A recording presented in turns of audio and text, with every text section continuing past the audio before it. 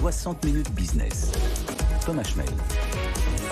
Midi 20, bienvenue si vous nous rejoignez sur BFM Business. 60 minutes business se penche aujourd'hui sur l'ouverture du salon Milipol dédié à la sécurité intérieure des États qui se déroule aujourd'hui à Doha, au Qatar. Jérôme Billois, vous êtes avec nous. Bonjour.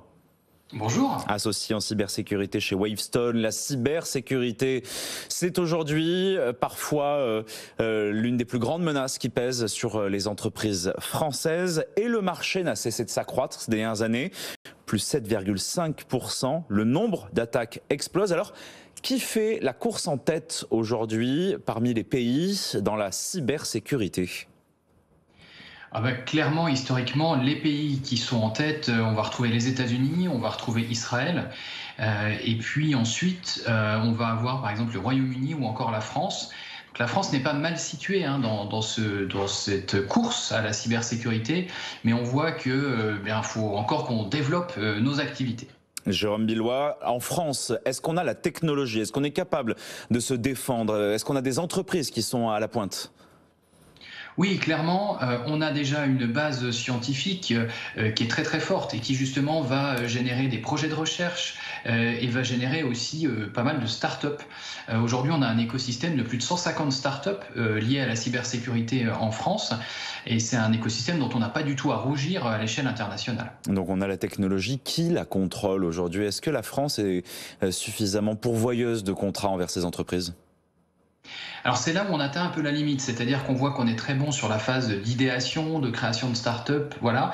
Par contre, dès qu'on va essayer de passer dans une échelle de vente, déjà à l'échelle européenne ou à l'échelle internationale, on va se heurter à un certain nombre de freins sur notre capacité à marketer les solutions, sur notre capacité aussi à aller chercher des fonds.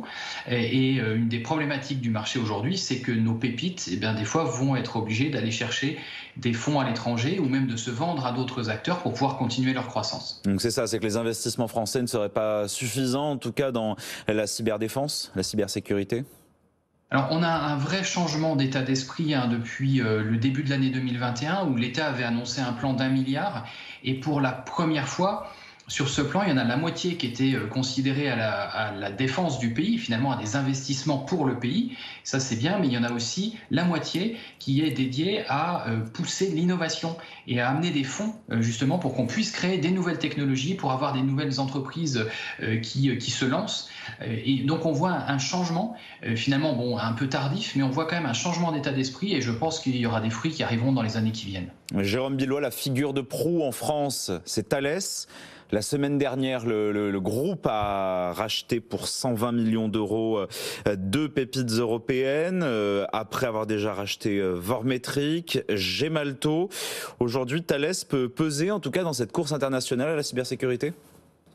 Clairement, on a des grands groupes. Alors vous citez Thales, on peut aussi citer Capgemini ou Orange avec son entité Orange Cyberdéfense, qui sont des acteurs de taille européenne, internationale, qui peuvent jouer un vrai rôle sur ce marché de la cyberdéfense, à la fois dans la fourniture de solutions innovantes et aussi dans l'apport en service. Et on sait qu'en France, on est particulièrement fort sur le service.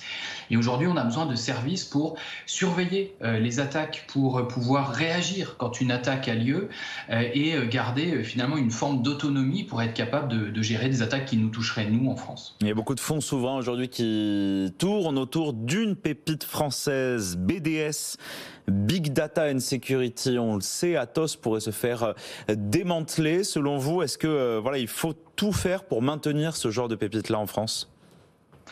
Clairement, le maintien d'une innovation dont la R&D, dont le cœur de la réflexion et dont la propriété intellectuelle est en France, c'est un enjeu clé pour le futur. Mais je pense qu'il ne faut pas réfléchir qu'à l'échelle de la France, il faut vraiment réfléchir à l'échelle européenne.